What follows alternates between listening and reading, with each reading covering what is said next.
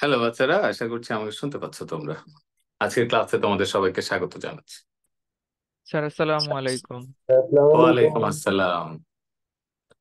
তা এখনো অনেকে জয়েন করে না, আমি বুঝলাম না, গত দিনের চেয়ে আজকে অ্যাটেন্ডেন্স আরো কম। আজকে তো পুরোদমে নেটওয়ার্ক চালু করা হয়েছে, যদিও স্লো অনেক। তো গতকালকের চেয়ে আজকে স্লো মনে হচ্ছে, বাট মোবাইল ডাটা যেহেতু আজকে অন হয়েছে, তো গত দিনের চেয়ে আজকে পার্টিসিপেন্ট বেশি হওয়ার কথা। আর অনেকে জয়েন করতেছে, অনেকে আবার লিঙ্কের জন্য বসেছিল। বাচ্চারা, আমি তো এর আগে অনেকবার বলে দিয়েছি, লিঙ্ক কিন্তু সেম, একই লিঙ্কে ক্লাস হচ্ছে, এবং ভবিষ্যতে যতগুলো জুম ক্লাস হবে অনলাইনে, প্রত্যেকটা লিঙ্ক কিন্তু ওই একটাই, সেম লিঙ্ক। সেই জন্য কোনো জায়গায় এই লিঙ্কটা সেভ রাখবে। অলরাইট, তো আমরা কথা বাড়াচ্ছি না, আজকে আমাদের ইম্পর্টেন্ট একটা কোয়েশ্চেন পড়তে হবে, কোয়েশ্চেনের অ্যান্সার পড়তে হবে। কোয়েশ্চেনটা হলো টিস্যু কালচার প্রযুক্তির গুরুত্ব, সরি, টিস্যু কালচার প্রযুক্তির চিত্র। গতদিন আমরা তো এটা পড়িনি, আগে চিত্র পড়বো, চিত্র বর্ণনা হবে, তারপরে হচ্ছে গুরুত্ব পড়বো, সেটার জন্য আরেকটা ক্লাস লাগবে। গতদিনের আইডিয়া থেকে তোমরা এতটুকু বুঝেছো যে টিস্যু কালচার মানে হচ্ছে উদ্ভিদের যে কোনো একটা জায়গার টিস্যু নিয়ে সেটাকে কালচার করে হুবহু ওই উদ্ভিদের মতো চারা তৈরি করা এবং সেখান থেকে নতুন গাছ তৈরি করা, এটাই হলো টিস্যু কালচার প্রযুক্তি। টিস্যু কালচার কেন করা হয়, এটার উত্তর যদি বলতে চাও একটা শব্দে, সেটা হলো অল্প সময়ে অধিক চারা তৈরি করার প্রক্রিয়া হলো টিস্যু কালচার। মানে অল্প সময়, এক সপ্তাহের মধ্যে তুমি কয়েক লক্ষ চারা তৈরি করতে পারবা, যেটা পৃথিবীর অন্য কোনো পদ্ধতিতে সম্ভব না। তো বাচ্চারা, আমরা লিখবো এই প্রশ্নটা আমার সি এর 1 নম্বরে, মানে সাজেশনটা তো এখনো পাওনি। তো তোমরা আজকে যেটা করবে, প্রথমে লিখবে C1। আচ্ছা, লিখবে C1। যদিও তোমরা বুঝতেই পারতেছো না C1 কোনটা, D1 কোনটা, তো আপাতত লিখে রাখো C1। সাজেশনটা হাতে পেলে বুঝে যাবা। C1 টাইটেলটা হলো টিস্যু কালচার প্রযুক্তির ধাপ। টিস্যু কালচার প্রযুক্তির ধাপ, এর কোনো সংজ্ঞা লাগবে না, কিন্তু সংজ্ঞাটা মাথায় থাকতে হবে তোমার, যে উদ্ভিদের যে কোনো জায়গার টিস্যু নিয়ে সেইটাকে কালচার করে সেখান থেকে নতুন চারা তৈরি করার নামই হলো টিস্যু কালচার। আর টিস্যু কালচারে যেটা করতে হবে যে অল্প সময় অনেক চারা তৈরি করতে হবে, আর আরেকটা হলো একই রকম চারা তৈরি হয়, এটা হলো প্লাস পয়েন্ট। এবং একই সাথে দুইটা ভিন্ন উদ্ভিদের টিস্যু জোড়া লাগিয়ে নতুন জাতের উদ্ভিদ তৈরি করা যায়, যেটা হলো টমেটো এবং আলু জোড়া দিলে পমেটো বা টমালু তৈরি করা যায়। সেটা আমি টিস্যু কালচার প্রক্রিয়ার ধাপগুলো বর্ণনার সময় বলে দিব, কেমন করে সেটা তৈরি করতে হবে।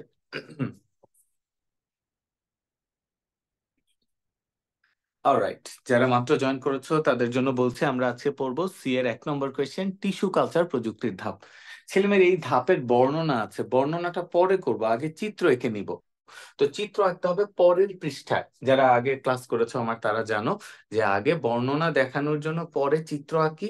তো সেই জন্য যেটা হয়, আসলে আমরা তো চিত্র থেকে বর্ণনা করব, তাই চিত্রটা আগে এঁকে নিব, তবে পরের পেজে। তোমরা যেই পেজে এই টাইটেলটা লিখছো ওই পেজটা গ্যাপ রাখো, স্কিপ করো, এর পরের পৃষ্ঠায় চলে যাও।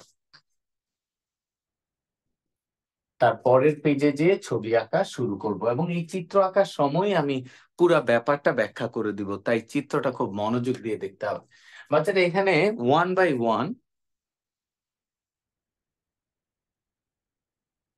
ওয়ান, টোটাল 8টা চিত্র আমি আঁকবো। চিত্র একটাই, টিস্যু কালচার প্রযুক্তি, কিন্তু 8টা ধাপ আমি এখানে উপস্থাপন করব।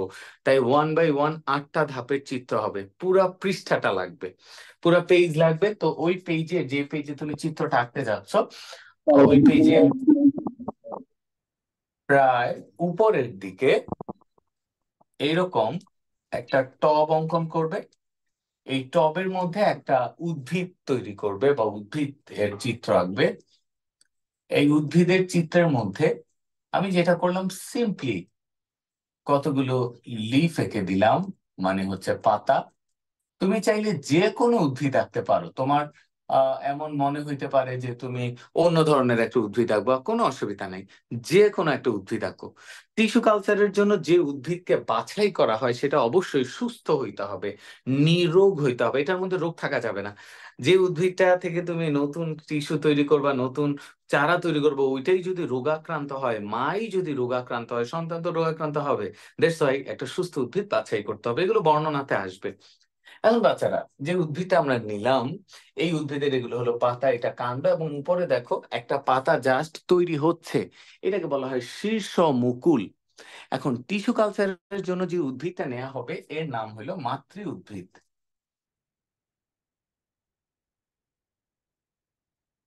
বাচ্চারা, আমি যেভাবে আঁকবো, আমি দুইটা রোতে চিত্রটা আঁকতে চাই। উপরে বাম থেকে ডানে কতগুলো ধাপ হবে, আবার এইভাবে ডান থেকে বামে চিত্র হবে, উপরে চারটা নিচে চারটা, এরকম আঁকতে চাই আর কি। তো তুমি তোমার খাতাটাকে আনুমানিক ভাগ করে নিতে পারো, যে উপরের অর্ধেকে এরকম চারটা, নিচের অর্ধেকে আবার চারটা, টোটাল 8টা ধাপ হবে। ওকে, এটা একটা মাতৃ উদ্ভিদ। টিস্যু কালচারের জন্য যে উদ্ভিদ সিলেক্ট করা হবে সেটাই মাতৃ উদ্ভিদ। এবার মাতৃ উদ্ভিদ থেকে এক খণ্ড টিস্যু বাছাই করব। ভেরি কেয়ারফুল বাচ্চারা, মনোযোগ দিয়ে শোনো। মাতৃ উদ্ভিদের যে কোনো পার্ট সিলেক্ট করা যায়। তুমি চাইলে ওর পাতা সিলেক্ট করতে পারো, চাইলে মূল থেকে টিস্যু নিতে পারো, অথবা ওর কাণ্ড থেকে একটু টিস্যু নিবা, অথবা ওর ফল নিতে পারো। ইভেন এই গাছে যদি ফুলও ধরে, তুমি এই জায়গা থেকে ফুল ছিললেও চলবে, ফুল থেকে একটু টিস্যু নিলেও হবে। অর্থাৎ মাতৃ উদ্ভিদের যে কোনো জায়গা থেকে টিস্যু সংগ্রহ করা যাবে। এখন আমরা যে কোনো জায়গা থেকে টিস্যু নিতে পারি, তবে মনে রাখতে হবে সবচাইতে বেশি সংখ্যক বার যে জায়গা থেকে বিজ্ঞানীরা টিস্যুটা নিয়েছে সেটা হলো শীর্ষ মুকুল। একেবারে উদ্ভিদের শীর্ষভাগে, কাণ্ডের একেবারে শীর্ষভাগে যে অংশটা থাকে সেটা শীর্ষ মুকুল। ওই অংশটা সবচেয়ে ফ্রেশ, এটা জাস্ট তৈরি হয়েছে এমন একটা পোর্শন। কারণ অন্যান্য অংশ, নিচের গোড়াগুলো, এগুলো তো আগে তৈরি হয়েছে। এখানে রোগাক্রান্ত টিস্যু হওয়ার সম্ভাবনা আছে, কারণ সে আগে তৈরি হয়েছে, একটু ওল্ড, বয়স্ক হয়ে গেছে, রোগ সৃষ্টির সম্ভাবনা ওর মধ্যে বেশি, বা থাকতেও পারে, নাও থাকতে পারে। আমি বলেছি যে কোনো পার্ট নেওয়া যাবে, তবে বেস্ট পার্ট কোনটা, সেটা হলো কাণ্ডের শীর্ষ বা শীর্ষ মুকুল। অথবা আবার অনেক ক্ষেত্রে পাতার গোড়া থেকেও কিন্তু মুকুল তৈরি হয়, এগুলোকে বলা হয় পার্শ্ব মুকুল। তাহলে বাচ্চারা, টিস্যু কালচারের জন্য উদ্ভিদের যে কোনো অংশ ব্যবহার করা যায়, তবে অধিক ব্যবহৃত দুইটা অংশ শীর্ষ মুকুল আর হলো কক্ষ মুকুল বা পার্শ্ব মুকুল। এই দুইটা শব্দ মনে রাখতে হবে, এমসিকিউতে আসে। তো আমরা এই জায়গা থেকে একটা অ্যারো দিব পরের ধাপ বোঝানোর জন্য, এবং এখানে টিস্যু নিব। বাচ্চারা, এই যে টিস্যুটা আমি আঁকলাম, এটা হলো ভাজক টিস্যু। এই ভাজক টিস্যু কেমন করে আঁকতে হয় অধ্যায় 8-এ তোমরা পড়ছো। এবং দেখো, ভাজক টিস্যু আমি একটু বড় করে আঁকি, আমি খুবই ছোট করে আঁকছি, একটু ওয়েট করো, কেমন করে আঁকতে হবে বুঝে যাবা কিছুক্ষণের মধ্যে। এইটা অলরাইট। দেখো, এই ভাজক টিস্যু আঁকা তোমরা শিখছিলা, এই ভাজক টিস্যুটাই আমরা নিলাম, এক খণ্ড টিস্যু নিলাম, এবং এই টিস্যুটা অনেক ছোট করে আঁকবা। এত বড় আঁকবা না, এটা আঁকবা না, ছোট আঁকবে, এত ছোট যেন মনে হয় মাইক্রোস্কোপে দেখতেছো, এরকম যেন মনে হয়, ছোট করে টিস্যু আঁকবা। হেক্সাগোনাল টিস্যু এর চেয়ে বেশিও আঁকতে পারো, এরকম ষড়ভুজাকৃতির এক খণ্ড টিস্যু এঁকে নাও, অ্যারোটা এই বরাবর দাও। তাইলে আমরা টিস্যু কালচারের জন্য মাতৃ উদ্ভিদ থেকে এক খণ্ড টিস্যু বাছাই করলাম, এবং যে টিস্যুটাকে তুমি বাছাই করবা, এই টিস্যুটার একটা নাম আছে, এটার নাম হলো এক্সপ্লান্ট। খুবই গুরুত্বপূর্ণ একটা শব্দ আমরা এখন শিখতে যাচ্ছি, যার নাম হলো এক্সপ্লান্ট। ল্যাবেলিং করতে হবে, ওর নাম হলো এক্সপ্লান্ট। তাহলে বাচ্চারা, টিস্যু কালচারের জন্য মাতৃ উদ্ভিদের থেকে যে অংশটা বাছাই করা হয় সেটাকে বলে এক্সপ্লান্ট। এক্সপ্ল্যান্ট কি কি হইতে পারে? এক্সপ্ল্যান্ট হইতে পারে পাতা, হতে পারে কাণ্ডের অংশ বা মূলের অংশ, হতে পারে ফুল কিংবা ফল, অথবা শীর্ষ মুকুল, অথবা পার্শ্ব মুকুল বা কক্ষ মুকুল, অথবা বীজও হইতে পারে, যে কোনো জায়গায় হইতে পারে এক্সপ্ল্যান্ট। ওকে, এক্সপ্ল্যান্ট মানে আমরা বুঝছি। এবারে বাচ্চারা, এই টিস্যুটাকে তুমি জাস্ট ইমাজিন, একজন সাধারণ কৃষক কিন্তু এটা করতে পারবে না, একটা ল্যাবরেটরি লাগবে বাচ্চারা, গবেষণাগার ছাড়া এই কাজ করা যাবে না। কারণ আমরা কিন্তু মাটিতে চারাটাকে তৈরি করব না, আমরা জীবাণুমুক্ত পরিবেশে গবেষণাগারে এই কাজটা করব।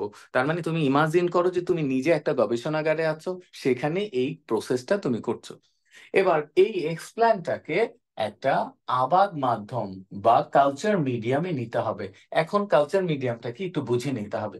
বাজারা, একটা কনিক্যাল ফ্লাক্স আমি আঁকবো, অ্যারো দিলাম এই বরাবর। এবার কনিক্যাল ফ্লাক্স কেমন করে আঁকতে হয় একটু দেখে নাও। এরকম কনিক্যাল ফ্লাক্স 5টা আঁকতে হবে। তোমরা কেমিস্ট্রি ল্যাবে ফ্লাক্স গুলো দেখেছো, দুইটা সমান্তরাল রেখা টানলাম, এগুলো হলো ঘাড়, আর নিচে বেসমেন্ট আঁকলাম। এবার এই পয়েন্টের সাথে এই পয়েন্ট জোড়া দিব, এইটার সাথে এইটা জোড়া দিব। এবং উপরে যে অংশটা আছে এইটাতে এইরকম ভাবে একটু সাজিয়ে নেব। এইটা হলো একটা কনিক্যাল ফ্লাক্স। বাচ্চাদের এইরকম কনিক্যাল ফ্লাক্স 5টা আঁকতে হবে টোটাল। এবং টিস্যু কালচারে এরকম 5টা ধাপ আছে যেখানে কনিক্যাল ফ্লাক্স দেখাইতে হবে। তোমরা কেমিস্ট্রি ল্যাবে কনিক্যাল ফ্লাক্স দেখছো, টেস্ট টিউব দেখছো, এটা কনিক্যাল ফ্লাক্স। আবার টেস্ট টিউব কেমন বাচ্চারা? এই যে টেস্ট টিউব এটা, তাই না? টিস্যু কালচার কনিক্যাল ফ্লাক্স করতে হয়, টেস্ট টিউবে করা যায় কনিক্যাল ফ্লাক্স আঁকবে। কনিক্যাল ফ্লাক্স আঁকাটা যেন ভালো হয়, কনিক্যাল ফ্লাক্স কেমন করে আঁকতে হবে আমি আবার বলে দিই। ঘাড়ের জন্য দুইটা সমান্তরাল লাইন, নিচে এগুলো তুমি স্কেল দিয়ে আঁকতে পারো এই দাগগুলো। এটার সাথে এটা জোড়া লাগাও, এটার সাথে এটা জোড়া লাগাও, আর উপরে ম্যাচ করে দাও, দ্যাটস ইট। এই রকমের টোটাল 5টা কনিক্যাল ফ্লাক্স এঁকে ফেল। একটা আঁকলাম। স্যার পাশে পাশে আঁকবো? হ্যাঁ, পাশাপাশি। Second one. বাচ্চারা পাশাপাশি তো সবগুলো জায়গা হবে না 5টা, তাই না? তো তুমি যেটা করতে পারো, উপরে 2টা বা 3টা কনিক্যাল ফ্লাক্স আর নিচে বাকিগুলো। আমি মনে হচ্ছে উপরে 3টা আঁকতে পারবো, তোমরাও 3টা আঁকার চেষ্টা করো, আর জায়গা না হলে নিচে চলে আসবে। আর ছেলেমেয়েরা এইভাবে কনিক্যাল ফ্লাক্স আঁকতে গেলে কোনোটা ছোট হয়ে যায়, কোনোটা বড় হয়ে যায়। চেষ্টা করবে সিমিলার আঁকার জন্য, কারণ একই কনিক্যাল ফ্লাক্স তো 5টা কনিক্যাল ফ্লাক্স আমি মুখে বললাম, আসলে কি একটা হচ্ছে পরে আরেকটা আর পরে আরেকটা ধাপ বোঝানোর জন্য এগুলো আমি আঁকলাম। 3টা এঁকেছি। এই কনিক্যাল ফ্লাক্সে আরো অনেক চেঞ্জ আছে, কিন্তু বেসিক জিনিসটা এইটা। কনিক্যাল ফ্লাক্স 3টা এঁকে ফেললাম। ওকে, এবারে আরো 2টা, বাচ্চারা আরো 2টা পাশাপাশি আঁকার চেষ্টা করো না। নিচে, এই যে নিচে অ্যারো দিয়ে নিচে নিয়ে আসো, এই যে অ্যারো দিয়ে নিচে নিয়ে আসলাম, ঠিক আছে? নিচে চতুর্থটা আর কি।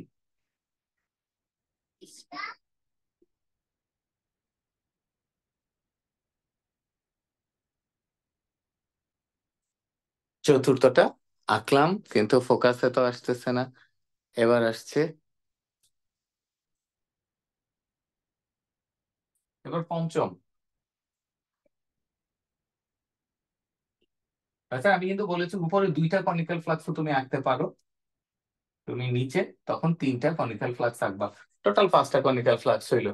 এখন তুমি চাইলে 1 বাই 1 কনিক্যাল ফ্লাক্স শুধু না এঁকে কোনো পুরা ব্যাপারটা এঁকে 1 বাই 1 এই কাজ করতে পারো, তবে আমার ক্ষেত্রে সুবিধা হয় এটা, মানে আমি এই ব্যাপারটাকে পছন্দ করি একসাথে এঁকে ফেলা, এতে সময় বাঁচে। আমি এটা দেখেছি যে একসাথে যদি 5টা এঁকে ফেলি, তোমরাও যদি এক্সামে ওই কাজটা করো তাহলে কাজটা দ্রুত হয়। আর টিস্যু কালচার প্রযুক্তির এই ধাপগুলো আঁকলে অনেক সময় লাগে, সেই জন্য এক্সামে শুধুমাত্র চিত্রের মাধ্যমে এই প্রযুক্তিটার বর্ণনাটা চাওয়া হয়, মানে চিত্রের মাধ্যমে উপস্থাপন চাওয়া হয়। ওকে, এবার ঠিক আছে। 5টা কনিক্যাল ফ্লাক্স আঁকো। ওকে বাচ্চারা, তোমরা আঁকতে থাকো আর আমি একটু রিভাইজ করাইতে থাকি। আমরা প্রথমে টিস্যু কালচার নিয়ে একটু কথা বলছি, টিস্যু কালচার প্রত্যেক ধাপ পড়তেছি, সেই জন্য একটা মাতৃ উদ্ভিদ নিলাম। এখন এটা ফুলের গাছ হইতে পারে, ফলের গাছ হইতে পারে, তোমাকে তো আগে চুজ করতে হবে যে কোন উদ্ভিদটা তুমি অসংখ্য চারা তৈরি করবা। মানে তুমি তোমার বন্ধুর কাছে যে এমন একটা চারা দেখছো, যে চারাটা দেখতে তো অনেক ভালো লাগছে, এখন তুমি চাও তোমার এই গাছের চারাটা হোক, সেটাতে অনেক দারুণ ফুল ধরে, এবং তুমি এই চারাটা তোমার বন্ধুদের মধ্যে দিয়ে দিতে চাও, এবং তোমার গ্রামের মধ্যে এই চারা ছড়াই দিতে চাও, তাহলে তুমি টিস্যু কালচার করো। 1 সপ্তাহের মধ্যে লক্ষাধিক চারা তৈরি করা যাবে। এখন বাচ্চারা, মাতৃ উদ্ভিদ নিলাম, মানে যে চারাটা নিব সেটাই মাতৃ উদ্ভিদ, ফুল হোক, ফল হোক, ঔষধি গাছ হোক, যে কোনো গাছ হোক, সেখান থেকে যে কোনো টিস্যু আমরা নিব, এবং মাতৃ উদ্ভিদ থেকে যে টিস্যু নিব তার নাম এক্সপ্ল্যান্ট। এবার 3 নম্বর ধাপে আমি আছি, 3 নম্বর ধাপ। আশা করছি তোমাদের বাকি কনিক্যাল ফ্লাক্স আঁকা শেষ। এই যে কনিক্যাল ফ্লাক্স, এইটার মধ্যে এবার এই টিস্যুটা নেয়ার আগে এই টিস্যুটার খাবারটাকে দিতে হবে। বাচ্চারা, এই এক্সপ্ল্যান্ট কি খায়, একটা উদ্ভিদ কি খায়, সেটা নিয়ে সায়েন্টিস্টরা গবেষণা করেছে, এবং সায়েন্টিস্টরা দেখেছে মাটির মধ্যে উদ্ভিদের জন্য প্রয়োজনীয় যে উপাদান, এদের মধ্যে উদ্ভিদ বেশি পরিমাণে খায় যে উপাদান, এদেরকে বলে ম্যাক্রো উপাদান। আর যেগুলো অল্প পরিমাণে উদ্ভিদ খায় এদেরকে বলে মাইক্রো উপাদান। ম্যাক্রো আর মাইক্রো উপাদান কেউ কি বলতে পারবা? ম্যাক্রো উপাদান কয়টা জানা আছে কারো? ছেলেমেয়েরা, বা ম্যাক্রো উপাদান যে কোনো একটা নাম বলতে পারবে কেউ? 10টা স্যার। ম্যাক্রো উপাদান একজন বলেছে 10টা, ক্লাস 16টা। না, 10টার মধ্যেই সীমাবদ্ধ থাকি। ম্যাক্রো উপাদান, যে উপাদানগুলো উদ্ভিদ বেশি পরিমাণে খায়, যেমন মনে করো নাইট্রোজেন উদ্ভিদের অনেক লাগে, তারপরে মনে করো ক্যালসিয়াম উদ্ভিদের প্রচুর লাগে, আয়রন, সালফার, তারপর পটাশিয়াম, এগুলো উদ্ভিদ প্রচুর খায়, এগুলোই ম্যাক্রো উপাদান। তাহলে এই ম্যাক্রো স্যার উপাদান আটটা। হলো, না, 9টা। আর মাইক্রো উপাদান হলো 8টা, টোটাল হলো 17টা। ক্লাস 10-এর বই ম্যাক্রো উপাদান 10টা ছিল, মাইক্রো 7টা ছিল, 17টা ছিল। তো যাই হোক, ম্যাক্রো মাইক্রো ক্লাস 11-এর বইতে এইটাই আছে, এটাই মুখস্থ করতে হবে। অধ্যায় 9 আমি সেটা পড়াবো, আপাতত একটু শোনো। ম্যাক্রো আর মাইক্রো উপাদান, এই দুইটাকে বলে পুষ্টি উপাদান। টোটাল 17টা উপাদান, এগুলো উদ্ভিদ মাটি থেকে নেয়, সায়েন্টিস্টরা সেগুলো জানে। ওরা ওই উপাদানগুলো এটার মধ্যে দিবে কনিক্যাল ফ্লাক্সে, নির্দিষ্ট কি কি দিবে। পটাশিয়াম, নাইট্রোজেন, ম্যাগনেসিয়াম, নির্দিষ্ট অনুপাতে সালফার, অক্সিজেন, হাইড্রোজেন, কার্বন, সবকিছু ওই টোটাল 17টা দিবে। মানে একটা উদ্ভিদকে যেভাবে স্ট্রাগল করে মাটি থেকে এই পুষ্টি উপাদান গ্রহণ করতে হয়, এই এক্সপ্ল্যান্টটাকে যেন কষ্ট করতে না হয়, ইজিলি সে পেয়ে যায়। এই পুষ্টি উপাদানগুলো দিলাম, এটা হলো একটা। তারপরে এর সাথে কি দিব জানো? কিছু পরিমাণ ভিটামিন। তোমার যেমন ভিটামিন লাগবে, উদ্ভিদেরও ভিটামিন লাগে। এটার সাথে কিছু পরিমাণে হরমোন দিয়ে দিব, যেন তার বৃদ্ধিটা দ্রুত হয়। এছাড়া এছাড়া এটার মধ্যে কিছু পরিমাণে সুক্রোজ দিব। সুক্রোজ হলো চিনি, মানে ওর তো কার্বোহাইড্রেট লাগবে, তাই কিছু পরিমাণ সুক্রোজ দিতে হবে। এবং ফিফথ ওয়ান, এটার মধ্যে দিতে হবে এগার। বাচ্চারা, টোটাল 5টা উপাদান দিতে হয়, এটা বর্ণনাতে আসবে। আমি আবার বলি, এগুলো কিন্তু লিখবে না, এগুলো কিন্তু চিত্রে এখানে লিখবে না, আমি এটা রাফ করেছি। বাচ্চারা, কি কি দিব এটার মধ্যে? ম্যাক্রো আর মাইক্রো উপাদান মিলে 17টা উপাদান দিলাম, কিছু ভিটামিন দিলাম, হরমোন দিলাম, সুক্রোজ দিলাম, পানি তো দিতেই হয়, নাইলে কেমনে, পানির কথা এখানে লিখি নাই। আর দিব এগার। তোমরা কি এগার চেনো বাচ্চারা? এগারের নাম শুনেছো? এগার এগার চিলি বানাইতে যেটা use হয়। জি স্যার, নাম শুনছি। জি স্যার, নাম নাম শুনছো? যে জেলি এগার বানাইতে এগারের যেটা কাজ use হয়। কি? কেউ একজন একটা কাজ বলো এগার এগারের। ঘন করা জেলি বানানো। স্যার লবণ সেতুতে, স্যার লবণ কোনো, সেতুতে ইউজ করা মোট। ধের মিয়া, লবণ সে তো এই স্যার পড়ালেখার জেলি বাইরে তৈরি কোনো করতে স্যার কলোয়েড এগার নির্যশ এগার লাগে। টাইপের কিছু। ধের মিয়া, এসব বাদ দাও। খাবার স্যার দাবার জমানো তৈরিতে কে কে ব্যবহার করছো? স্যার জেলি তৈরিতে ফুডসাইতে লাগে না? ব্যবহার করা হয়। স্যার স্যার জেলি জেলি হ্যাঁ, তৈরিতে তৈরিতে জেলি, ইউজ হয়, হয়। শোনো, এটা ইউজ হয়। এগুলো স্যার কিচ্ছু জেলি শেখো টাইপ। নাই, শুধুমাত্র ওই লবণ সেতু ওইগুলোই মুখস্থ কথা বলতেছো। শোনো, আমি একটা রেসিপি এখন বলে দিচ্ছি, মেয়েরা স্যার বিশেষ করে এটা পুডিংটা। ভালো করে খেয়াল করবা, ছেলেরাও খেয়াল করবা। এইটা এগার এগার, এটা বাজারে পাওয়া যায়, যে কোনো সুপার শপে গেলে তুমি পাবা। ছোট কৌটা 100 গ্রামই, ওই তো 20 টাকা, 30 টাকা, অথবা 50 টাকা হতে পারে। এখন এটা সামুদ্রিক শৈবাল থেকে বানানো হয়। আমি আবার বলি, সামুদ্রিক শৈবাল, সমুদ্রে পাওয়া যায় আর কি, সেই শৈবাল থেকে, শৈবালের গুঁড়া ড্রাই করে এটা থেকে এগার পাউডার পাওয়া যায়। এখন এই এগার পাউডার দিয়ে জেল তৈরি করা যায়। এগারের ধর্ম হলো, এগার একটা সলিডিফাইং এজেন্ট। মানে কি, এটা কোনো বস্তু, মানে এর ধর্মই হলো, এরে যখন তুমি তাপ দিবা এ গলবে, আর যখন তাপ কমাই দিবা শক্ত হয়ে যাবে। এখন এগার, এই যে, যাও আবার। আমার আমার বাচ্চা চলে আসছে, ওরা ক্লাস করবে, দাঁড়া ওদের জন্য।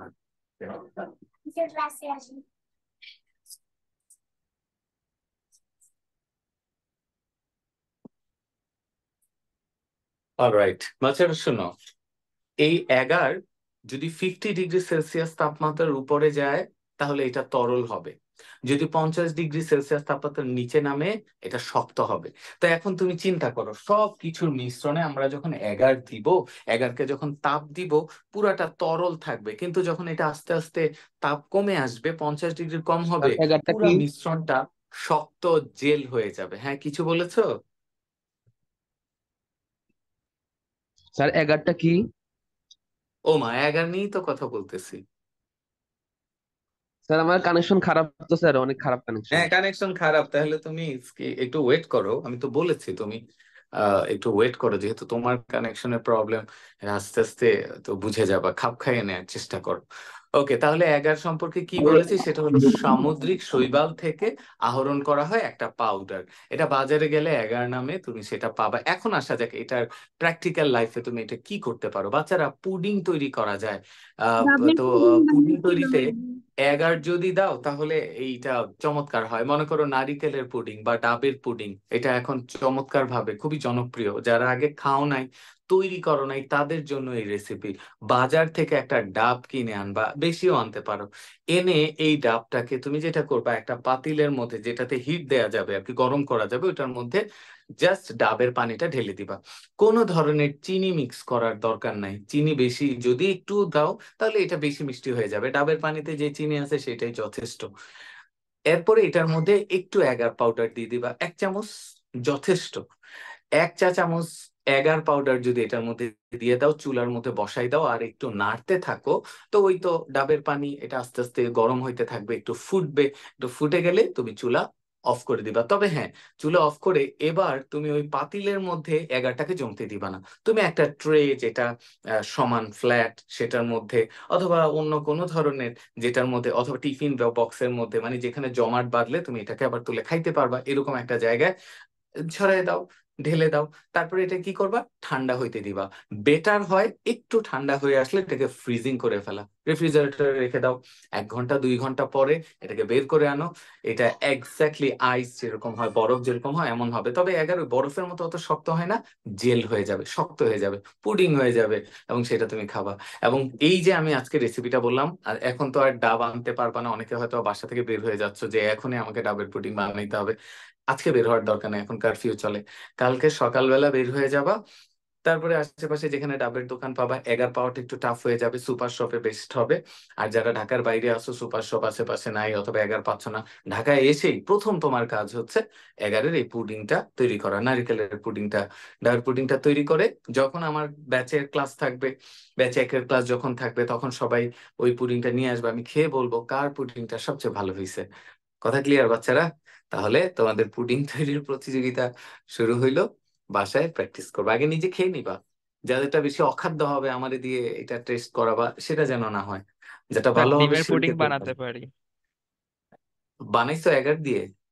এগার দিয়ে না, মানে এমনি ডিমের পুডিং বানিয়েছি। ডিম আর দুধের মিশ্রণে যে পুডিং জি হয় স্যার। সেটা তুমি নর্মালি এটা খায়। তবে সেটার মধ্যে এগার দেওয়ার প্রয়োজন হয় না, এমনিতেই হয়ে যায়। কারণ ডিমের মধ্যে, দুধের মধ্যে এমনিতেই স্যার সলিডিফাইং শামস অনেক কিন্তু উপাদান অনেক থাকে। ভালো পুডিং বানাতে পারে, স্যার খেয়ে দেখতে পারেন। কে? শামস। শামস তোমাকে খাইছে আগে? কেমনে বুঝলা? জি জি স্যার, স্যার, ও ও তো খাইতে হচ্ছে গেছিল। একবার টিফিনে আনছিল। ও, তাহলে তো ওর এক্সপিরিয়েন্স আছে, যাক তাহলে তো চমৎকার। আর শুধু ওই খাওয়াবে তা তা তো হয় না, আমি তো অনেকের কাছ থেকেই চাইলাম, সবার কাছ থেকে হোমওয়ার্ক দিলাম, সবাই নিয়ে আসবে।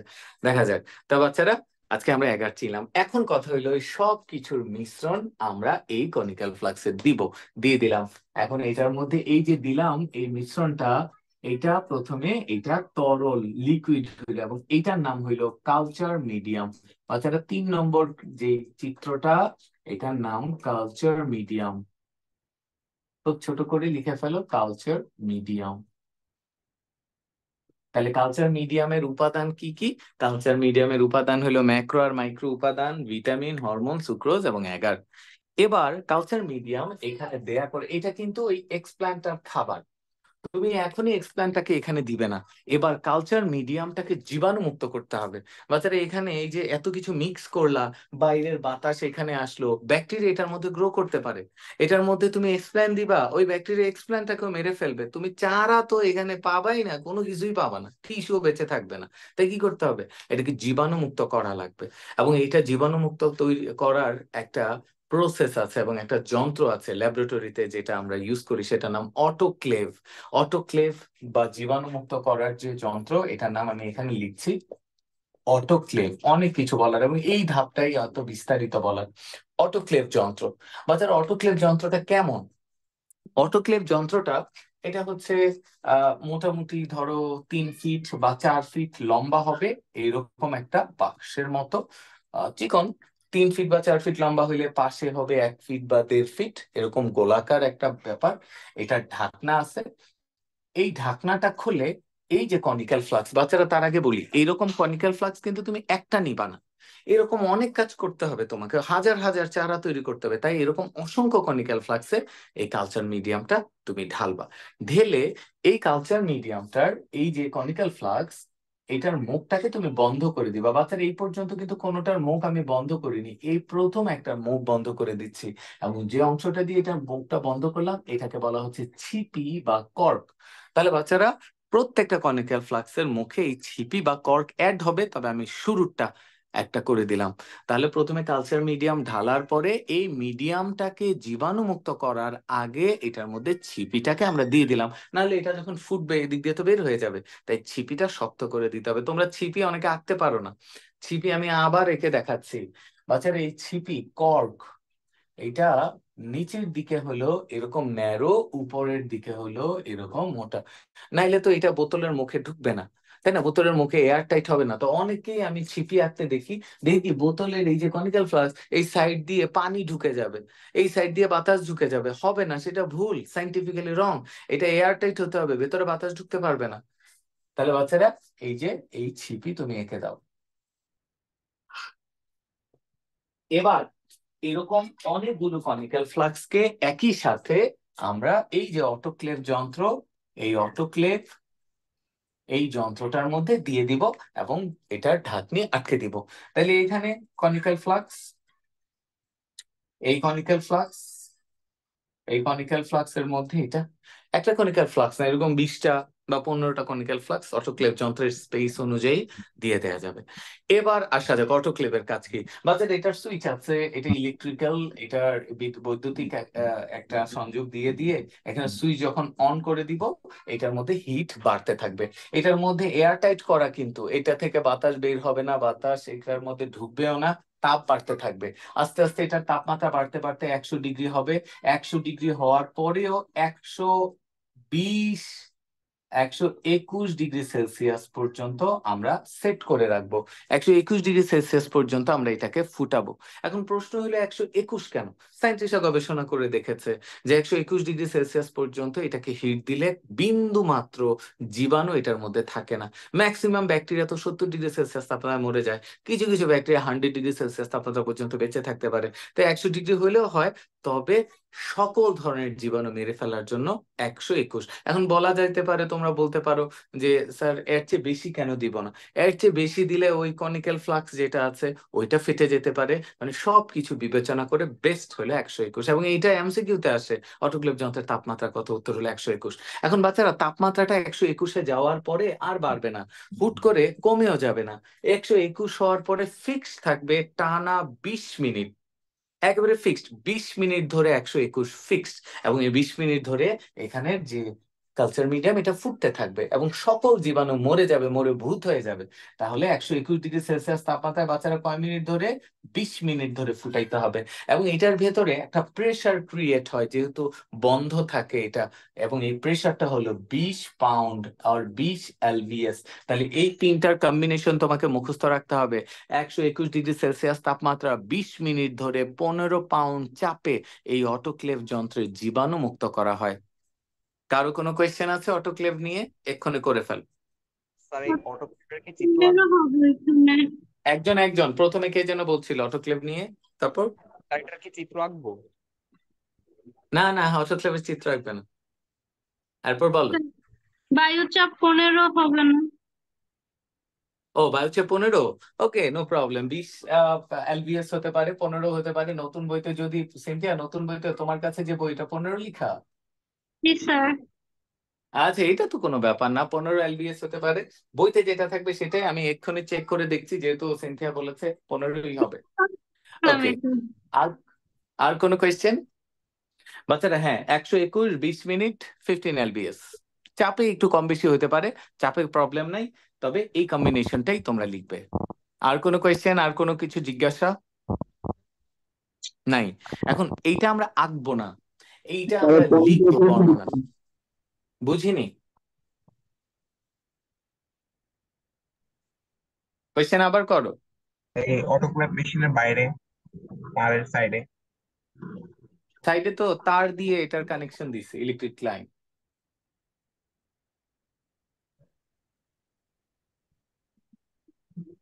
ওকে, তো বাচ্চারা যেটা হইলো, এটা এই যে এটা 120 ডিগ্রি বা 121 ডিগ্রি সেলসিয়াস তাপমাত্রায় 20 মিনিট ধরে ফুটলো, ফুটার পরে এটা অটোমেটিক্যালি অফ হয়ে যাবে। এখন প্রশ্ন হলো এটাতে কিভাবে 121 ডিগ্রি হয়? এর চেয়ে বেশি বা কম হইতে পারে? অবশ্যই হইতে পারে। তো এই জন্য তুমি এটাকে আগে ভাগে ফিক্স করে নিবা। এটার মধ্যে তুমি চাইলে আগে এটাতে ম্যানুয়ালি সেট করে নিতে পারো যে তুমি 130 ডিগ্রি সেলসিয়াস চাও 10 মিনিট, তাহলে তুমি এটা ফিক্স করে নিবা, তারপর সুইচ অন করে দিবা, ওইটা ওইভাবেই কিন্তু চলবে। তবে এই যে বললাম এই তিনটার কম্বিনেশন করে নিবা, আর কখনো ম্যানুয়ালি এটাকে চেঞ্জ করতে হবে না, এটা অটো চলতেই থাকবে। ওকে বাচ্চারা, এরপর যেটা করতে হবে, এটা প্রচন্ড গরম, এটাকে ওখান থেকে সাথে সাথে টাচ করা যাবে না। এই মনে করো আধা ঘন্টা বা 1 ঘন্টা পর এটা যখন কুল ডাউন হবে, তখন এটাকে ওখান থেকে তুলে আনতে হবে, বাইরে এটাকে রেখে দিতে হবে, এবং এইভাবে সমান রেখে দিলে এগারোটা আস্তে আস্তে ঠান্ডা হতে থাকবে এবং এটা একটা জেল হয়ে যাবে। জাস্ট ইমাজিন, তুমি একটু আগে এটাকে লিকুইড হিসেবে রাখছো, অটোক্লেভে দিছো, জীবাণুমুক্ত হইছে, এটাকে 2 থেকে 3 ঘন্টা পরে উঠে আনতে হবে। তুমি ভাবতে পারো স্যার এটা তো 20 মিনিট লাগে। 20 মিনিট কিন্তু হুট করে হয়ে যাবে না। মনে করো এখন বাজে 10:30, তুমি এটাকে অটোক্লেভ যন্ত্রে বসাইলা, তাপমাত্রা আস্তে আস্তে আপ হইতে থাকবে। অটোক্লেভের তাপমাত্রা তো 121 ফিক্স থাকে না শুরুতেই, আস্তে আস্তে 20, 30, 31, 32, এইভাবে 100, 101, 102, এইভাবে 121 পর্যন্ত উঠতে 1 ঘন্টার মতো লাগবে প্রায় আর কি। এরপরে ধরো 1 ঘন্টা পরে 1 ঘন্টা 20 মিনিট পর্যন্ত এইটা কন্টিনিউয়াস 121 ডিগ্রিতে থাকলে, এরপরে যে এটা যদি অফ হয়ে যায়, আস্তে আস্তে এটা কুল ডাউন হতে থাকবে। সাথে সাথে তো তুমি আনবা না, কোথায় বললাম কমপক্ষে 2 বা 2.5 ঘন্টা পরে এটাকে বাইরে আনলে এটা ঠান্ডা হয়ে যায়, এবং ওই দিনই তুমি কাজ করতে পারো। তবে বেটার হলো এর পরের দিন কাজ করা, একদিন অটোক্লেভ করা, তারপরের দিন টিস্যু কালচারের বাকি কাজ করা।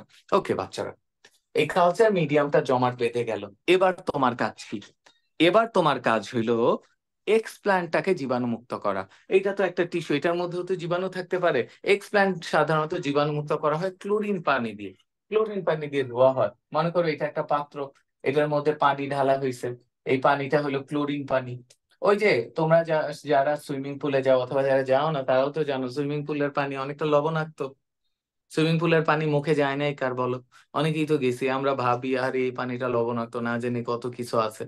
আসলে অনেক কিছু আছে ওই পানিতে, জীবাণু আছে, ওই জীবাণুগুলো যেন মরে যায়, তাই ক্লোরিন দেয়া হয় বাচ্চারা, বেশি মাত্রায় ক্লোরিন দেয়া হয়, এবং ক্লোরিন দিয়ে জীবাণু মরে যায়। তাই এই এক্সপ্ল্যান্টটাকে ক্লোরিন পানিতে চুবাবা 2 থেকে 3 মিনিট, এগুলো বর্ণনাতে আমরা লিখবো। এতে করে এক্সপ্ল্যান্টে যদি বাইরের কোনো জীবাণু থাকে, ওগুলো মরে যাবে। থার্ড জীবাণু মুক্তকরণ হলো তোমার হাত। তুমি যতটুক দিয়ে এই কাজটা করবা, সাধারণত এই কবজি থেকে এতটুকু পর্যন্ত 70% অ্যালকোহল দিয়ে হাতটাকে জীবাণুমুক্ত করে নিতে হবে। কথা স্যার ক্লিয়ার বাচ্চারা? তাহলে 3টা জিনিস জীবাণুমুক্ত করতে হবে, এই কালচার মিডিয়াম, সাথে সাথে তো পুরা কনিক্যাল ফ্লাক্সও জীবাণুমুক্ত হয়ে যায়, এই এক্সপ্ল্যান্ট, আর তুমি হাত জীবাণুমুক্ত করবা। ওকে, এবার যাও যাক পরের প্রসেস, অনেক কথা বলা হয়ে গেল। এবার বাচ্চারা, হ্যাঁ বলো, কোয়েশ্চেন স্যার কি? স্যার এই এত ছোট স্যার একটা এক্সপ্লেন কে স্যার ক্লোরিন পানিতে ধোবো স্যার কিভাবে স্যার? ও ছোট না তো, এটা তো চোখে দেখা যাবে। একটা কোষকে চোখে দেখা যায় না, বাট এক্সপ্ল্যান্ট চোখে দেখা যায়, অনেকগুলো টিস্যু। কথা ক্লিয়ার? জি স্যার। ওকে, আর তুমি তো চিমটি ইউজ করবা, তোমার হাতে জায়গা নাও হতে পারে, চিমটি ফোর্সেপ, সেটা দিয়ে তুমি ক্রিস্টাল ক্লিয়ার ক্লোরিন পানিতে যখন একটা থালার মধ্যে এটা দিবা, নিচে একটা হোয়াইট পেপার রাখতে পারো যেন এটাকে খুঁজে পাও।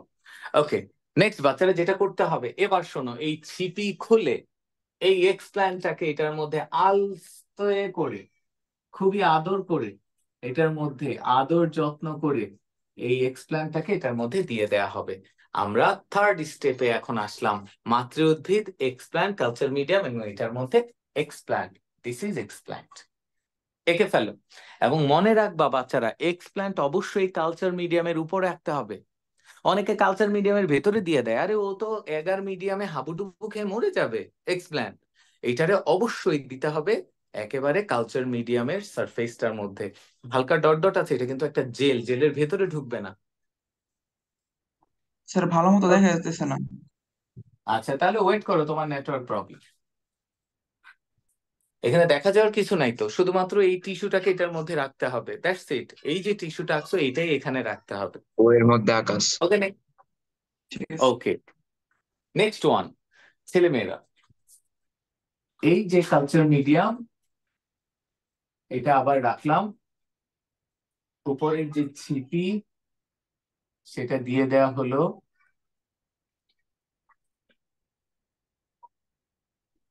অলরাইট, এবার এই এক্সপ্ল্যান্টটা 2 থেকে 3 দিনের মধ্যে বাচ্চার এই এক্সপ্ল্যান্ট এটা এখানে এত পুষ্টি পাবে, এটা মাল্টিপ্লাই করতে থাকবে। মানে এটা তো একটা টিস্যু, ভাজক টিস্যু। এটা মুহূর্তেই 2 থেকে 4টা, 4টা থেকে 8টা যতগুলো কোষ আছে সবগুলোই ডবল হবে। সেই ডবল থেকে 4 গুণ হবে, 4 গুণ থেকে 8 গুণ। কোষের একটা মন্ড তৈরি হবে। ছোট্ট একটা টিস্যু বড় একটা টিস্যু মন্ডে পরিণত হবে। এই টিস্যু মন্ডটা এখন আমি আঁকতেছি। বাচ্চারা এইরকম ভাবে অসংখ্য টিস্যুর একটা গুচ্ছ তৈরি হবে। এটাকে বলা হচ্ছে টিস্যু মন্ড। মাত্র এই যে টিস্যু মন্ড, যেটার আগামাথা কিচ্ছু নাই, আগামাথা নাই মানে মূল নাই, কাণ্ড নাই, পাতা নাই, এটাকে বলা হয় ক্যালাস। ক্যালাস। তাহলে ক্যালাস কাকে বলে? যে টিস্যু মন্ড টিস্যু কালচারের সময় তৈরি হয় তার নাম ক্যালাস, কিংবা অবয়বহীন টিস্যু মন্ডকে ক্যালাস বলে। এগুলো সব সংজ্ঞা বর্ণনাতে পাবে। তাহলে ক্যালাস কি আমরা বুঝে গেলাম। তাহলে শুরুতে আমি আবার রিভাইজ করছি। মাতৃ উদ্ভিদ, স্যার এখানে মাতৃ স্থায়ী টিস্যু উদ্ভিদ দিলে হবে না? বুঝিনি কি স্থায়ী টিস্যু দিলে? এখানে কিছু না, হ্যাঁ স্যার। এই স্থায়ী টিস্যু দিলেই তো ভেজালটা। স্থায়ী টিস্যু দিলে তো ওটা বিভাজিত হবে না, তাই না? স্থায়ী টিস্যুতে কোষ বিভাজন ক্ষমতা নাই। সেই জন্যই তো আমরা শীর্ষ মুকুল, কক্ষ মুকুল নিব। যে কোনো জায়গায় তো ভাজক টিস্যু থাকতে পারে। তাইলে তুমি যদি মাঝখান থেকে নাও, মূল থেকে নাও, মূলের শীর্ষটা নিলে ভালো, তাই না? যেখানে ভাজক টিস্যু আছে, এটা মাথায় রাখতে হবে। ইয়েস স্যার, বুঝছি। স্যার ক্যালাসের ওকে, আগামাথা থাকে না কেন? এই আগামাথা থাকে না বলেই তো এটা ক্যালাস। যদি এবার কথা থাকতো? হইলো, যদি থাকতো তাহলে তাকে আমরা এরপরেরটা বলবো চারা, অনুচারা।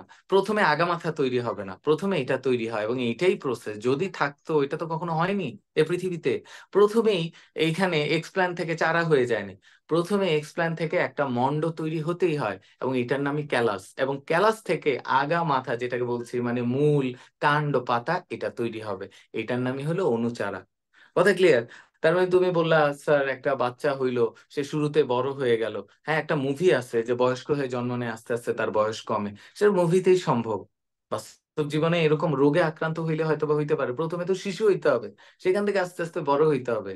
তো এই যে প্রথম অবস্থা, সেটারই ক্যালাস বলা হচ্ছে। তোমার উত্তর কি পাইছো তুমি? জি স্যার, ধন্যবাদ। ওকে, ওকে, নেক্সট ওয়ান।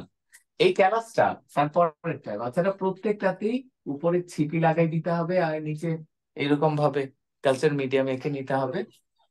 এই যে ক্যালাস, এইটা থেকে এবার চারা তৈরি হবে, ছোট ছোট চারা। আমি এখানে 2টা চারা আঁকবো, খেয়াল করো কেমন করে আঁকবে চারাগুলো, চারাগুলো। এরকম একটা দাগ দিয়ে দিলাম খুব ছোট্ট। এটার মধ্যে ডানে বামে এরকমের, এটা একটা চারা আর এটা একটা চারা, এইগুলোরে বলে অনুচারা। বাচ্চারা এই অনুচারাগুলো আমি তোমাদের বোঝার সুবিধার্থে বাইরে আঁকতেছি। দেখো কিভাবে আঁকছি। প্রথম একটা দাগ দিচ্ছি, দেওয়ার পরে এইদিকে পাতা, এইদিকে পাতা, এইদিকে পাতা, এইভাবে আস্তে আস্তে উপরের দিকে ছোট ছোট পাতা দিলাম। এবং এই যে দেখো, এইটারে বলে অনুচারা। এই ক্যালাস থেকে অনুচারা তৈরি হলো। অনুচারা হইতে পারে একটা কনিক্যাল ফ্লাক্সে 2টা, 3টা, 4টা, 5টা, তবে বেটার 2টার বেশি না আঁকা। একটা আঁকলে হবে না, কমপক্ষে 2টা আঁকতে হবে। 3টা, 4টাও আঁকতে পারো। আমি 2টা আঁকলাম, এবং এদের নাম এদিকে দিবা অনুচার। একসাথে লিখবা, আমার ডানে জায়গা নেই, এবং কনিক্যাল ফ্লাক্স ছিপি দিয়ে আটকে দিবা। অলরাইট, এই পর্যন্ত। ধাপে ধাপে কোনো জায়গায় কোনো কোয়েশ্চেন হয়ে থাকলে আমাকে বলবে।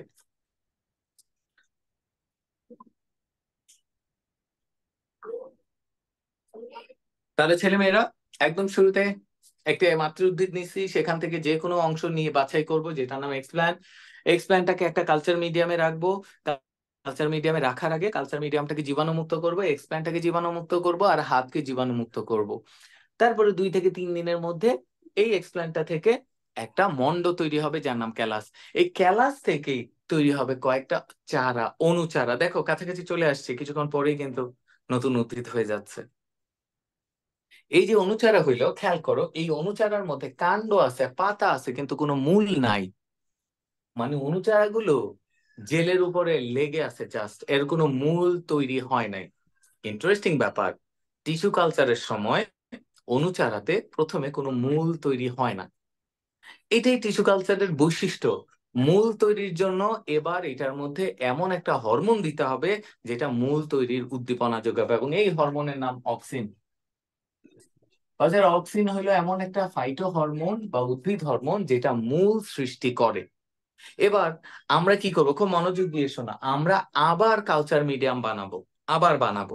এর আগে যা বানাইছে হবে না, আবার বানাবো। সেটাতে যে 5টা উপাদান দিব, কি কি দিব? ম্যাক্রো উপাদান দিব, সুক্রোজ দিব, ভিটামিন দিব, হরমোন দিব, তবে এই অক্সিন দেইনি। হরমোন দিব, তার সাথে আমরা অ্যাগার দিব, এবং ফাইনালি এটার মধ্যে আরেকটা উপাদান দিব যার নাম অক্সিন। আগে কিন্তু অক্সিন দেইনি। কেন দেইনি বাচ্চারা? আগে যদি অক্সিন দিতাম, অক্সিন দিয়ে একবারে তৈরি করতাম, এটাতে মূল হইতো। অনেকে ভাবতেছো না, অক্সিনের যে কার্যক্ষমতা এটা ইনস্ট্যান্ট, মানে খুব দ্রুত এটা শেষ হয়ে যাইতো। মানে এখানে তুমি যদি অক্সিন আগে দিতা, হয়তো বা মূল তৈরির হওয়ার আগেই অক্সিন শেষ। মানে তুমি আগে দিছো, কোনো কাজ দিবে না, নতুন করে অক্সিন দিতে হবে। এখন প্রশ্ন হলো, এটারে খুলে যদি অক্সিন দিতা তাইলে কি হইতো? ওই ভেতরে এগার তো এটা জমে গেছে, ভেতরে আর অক্সিনটা ঢুকতো না, মানে কোনো লাভ নাই। তোমাকে যেটা করতে হবে, নতুন করে কালচার মিডিয়াম তৈরি করতে হবে যেটার সাথে অক্সিন থাকবে, এবং এটাকে অটোক্লেভ করে নিবা, করে জমাট বাঁধাবা। বাঁধানোর পরে বাচ্চারা খেয়াল করো, তোমরা এই অনুচারাগুলোকে এই জায়গা থেকে কনিক্যাল ফ্লাস্কটার ছিপি খুলে খুবই সাবধানে একটা নিডল দিয়ে বা একটা ফোর্সেপ দিয়ে, খুব সূক্ষ্ম পিন দিয়ে আস্তে করে এখান থেকে তুলে এটার মধ্যে ট্রান্সফার করতে হবে। কেন ট্রান্সফার করব? কারণ নিচের কনিক্যাল ফ্লাস্কটাতে কালচার মিডিয়ামের সাথে অক্সিন মিক্স করা আছে। তাহলে আমরা হুবহু একই রকম চারা তৈরি করব, এবং এখানের মিডিয়ামটাতে অক্সিন আছে। তাহলে আগেরটার সাথে এটার পার্থক্য হলো এটাতে জাস্ট অক্সিন। তাহলে বাচ্চারা এই ধাপ থেকে এই ধাপে আমরা এটার মধ্যে অবশ্যই সিপি এঁকে দিব, আর এই ধাপটার নাম হবে মূল তৈরির মিডিয়ামে। আমি ফোকাস চেঞ্জ করছি, আগে লিখে নেই। মূল তৈরির মিডিয়ামে স্থানান্তর, হ্যাঁ দেখা যাচ্ছে, আর আমি তো বলেই দিলাম এটার নাম হইলো মূল উৎপাদক মিডিয়ামে স্থানান্তর, অথবা মূল তৈরির মিডিয়ামে স্থানান্তর। খুব ভালো করে খেয়াল করো, এই চিত্র সেম, তবে এই কালচার মিডিয়াম আর এই কালচার মিডিয়াম সেম না। উপরের কালচার মিডিয়ামে অক্সিন নাই, আর নিচের কালচার মিডিয়ামে অক্সিন আছে। তার মানে কি তোমাকে একবার কনিক্যাল ফ্লাক্স চেঞ্জ করতে হবে, এবং এই কাজটা খুব স্পর্শকাতর। এই সময় ম্যাক্সিমাম চারা ছিঁড়ে যায়। তুমি যদি করতে যাও, প্রথমে এই জায়গায় ছিঁড়ে যাবে এই অনুচারা। খুব সাবধানতার সহিত এক্সপেরিয়েন্স ওয়ালা মানুষ দিয়ে, খুবই অভিজ্ঞ মানুষ দিয়ে এই কাজটা করা হয় ল্যাবরেটরিতে। ওকে বাচ্চারা, প্রায় হয়ে আসছে। এবার লাস্ট ধাপ, এটা থেকে মূল তৈরি হবে। লাস্ট স্টেপ, মানে কনিক্যাল ফ্লাক্সের লাস্ট স্টেপ, মূল তৈরি। ছেলেমেয়েরা মূল তৈরি হবে, এর মধ্যে ছিপি দিয়ে দিলাম। অলরাইট, যে চারাগুলো আছে, এটা একটা একটু বড় করে চারা আঁকি, আগের চেয়ে বড়, যেহেতু এর বয়স হয়েছে। তবে ইম্পর্টেন্ট বিষয় হচ্ছে এটার মধ্যে মূল দিয়ে দিতে হবে, এই যে মূল, এবং এখানে লেভেলিং করতে হবে মূল।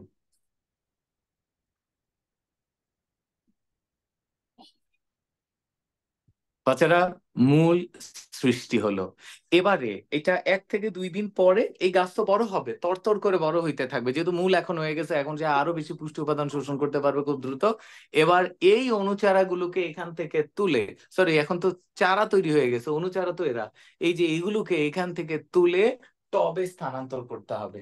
লাস্ট স্টেপ, আমরা আর ছবি আঁকবো না, একেবারে শেষ স্টেপ। বইতে আরেকটা এক্সট্রা স্টেপ আছে, বাট আমরা এখানেই শেষ করে দিলেও ফুল নম্বর পাবো। বাচ্চারা, 2টা টব আঁকবো, যেহেতু গাছ 2টা তৈরি করছি আমরা, এবং হুবহু এই যে গাছটা, এই গাছের মতো গাছ আঁকবে।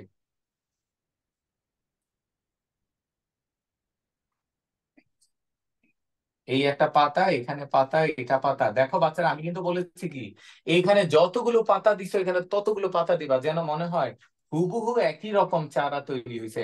আসলেই তাই, টিস্যু কালচারে একই রকম চারা তৈরি হয়। তাহলে আমরা এইভাবে টিস্যু কালচারের মাধ্যমে একই রকম চারা তৈরি করতে পারি, এবং এটার নাম টবে স্থানান্তর। টবে চারা স্থানান্তর। এবং টবে রাখার পরে বাচ্চার এই যে টবে রাখলাম, ল্যাবরেটরিতেই কিন্তু রাখা হইলো। ল্যাবরেটরিতে তাকে কিন্তু অল টাইম 24 ঘন্টা এসির মধ্যে রাখা দরকার, না হলে কিন্তু এরা তো ঠিকঠাক ভাবে গ্রো করবে না। এসির মধ্যে রাখতে হবে, নির্দিষ্ট আর্দ্রতা বজায় রাখতে হবে। এখন বাচ্চারা এই যে এরা তো আর এসির মধ্যে থাকতে পারবে না, টবে রাখছো, এখন তো তাকে বাইরের পরিবেশে রাখতে হবে, চারা তো বাইরে বড় করতে দিতে হবে। এখন কি করবা, প্রথম দিনে যদি তুমি এদেরকে বাইরে রেখে দাও, এর জ্বর কাশি ঠান্ডা সর্দি লেগে ম্যাক্সিমাম মরে যাবে চারা। তাই কি করতে হবে, টবে রাখার পরে এই চারাটাকে প্রথম দিন মনে করো আধা ঘন্টার জন্য বাইরে রাখবা, সূর্যের আলোতে। বাইরে তো একেবারে ভয়ঙ্কর পরিবেশ, তাকে যুদ্ধ করতে হবে। সে এতদিন ল্যাবরেটরিতে, এই যে তার জন্মটা এখান থেকে শুরু করে এই পর্যন্ত হইলো 5 থেকে 7 দিন লাগলো বা 10 দিন লাগলো, সে কিন্তু বাইরের পরিবেশ দেখে নাই। ল্যাবরেটরিতে ফিক্সড একটা তাপমাত্রায় সে আরামের পরিবেশে ছিল, তাকে লাইট দেওয়া হয়েছে ফিক্সড। এখন বাইরে গেলে ঝড় ঝাপটা বাতাস জীবাণু ধুলা বালি, এত অসুবিধা হবে। তাহলে কি করতে হবে, এর প্রথমে আধা ঘন্টার জন্য বাইরে রাখতে হবে, রেখে ভিতরে নিয়ে আসো। মানে আধা ঘন্টা তো একটু, সে একটু অল্প জীবাণু দ্বারা আক্রান্ত হইলেও তার ইমিউনিটি বাড়বে। এরপরের দিন 1 ঘন্টা, এরপরের দিন 2 ঘন্টা, এরপরের দিন 6 ঘন্টা, এইভাবে একটু একটু করে বের করে তাকে 2 থেকে 3 দিনে রেস্টেন্ট করে নিতে হবে। এর মধ্যে কিন্তু বাছাই হয়ে যাবে, তোমার কিছু চারা মরে যাবে, ওরা বাদ। আর যারা টিকে যাবে এদেরকে তুমি পরিবেশে স্থানান্তর করে দিবা। এবং এটাই হলো টিস্যু কালচার প্রযুক্তির ধাপ। এখন কোনো জায়গায় কোনো কোয়েশ্চেন এবং কোনো ধরনের কোনো অস্পষ্টতা থাকলে আমাকে কোয়েশ্চেন জিজ্ঞেস করবে, এবং পুরো চিত্রের নাম লিখবে টিস্যু কালচার প্রযুক্তি। চিত্রের নিচে লিখবে চিত্র, আমি পাশে লিখতেছি, আমার জায়গা নাই। লিখবে টিস্যু কালচার প্রযুক্তি, টিস্যু কালচার প্রযুক্তি। স্যার একটা কোশ্চেন ছিল। হ্যাঁ হ্যাঁ বলো। আমরা যে ওই যে 4 নাম্বার কনিক্যাল ফ্লাক্সে কালচার মিডিয়ামটা চেঞ্জ করছিলাম, ওইখানে কি অ্যাগার ইউজ করা হয় নাই? অবশ্যই করতে হবে, আগের 5টাই তো লাগবে।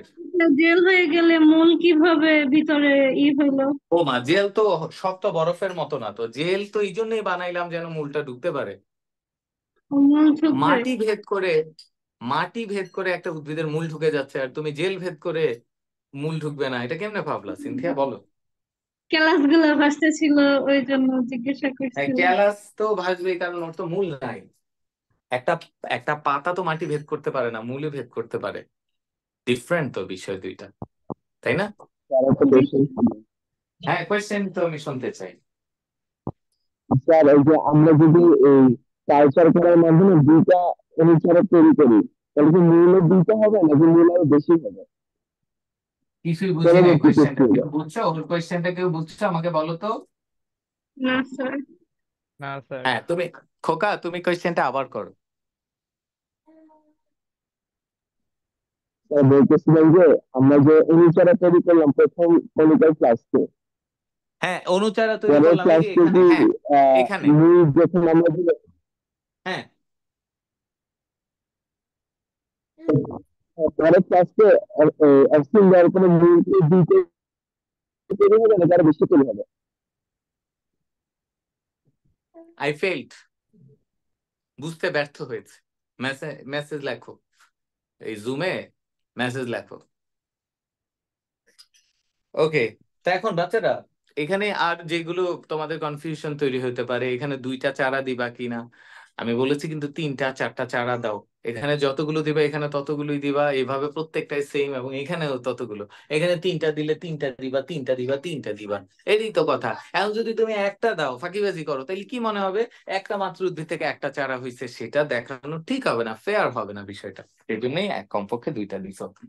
ওকে, এখন আসা যায় এই প্রযুক্তির মাধ্যমে কেমন করে তোমরা, এই প্রযুক্তির মাধ্যমে কেমন করে টমেটোর চারা তৈরি করবা। টমেটো ইম্পর্টেন্ট থিং, যেটা মাথায় ঢুকতেছে, আলু এবং টমেটো গাছকে জোড়া দিবা কেমন করে, সেই ব্যাপারটায় আসি। এটা লিখবা না, এই আলু টমেটোর ব্যাপারটা তো অন্য টপিকসে পড়াবো, তবে টিস্যু কালচারের মাধ্যমে তো করে, এখন বলতেছি। বাচ্চারা 2টা উদ্ভিদ লাগবে, 2টা উদ্ভিদ লাগবে।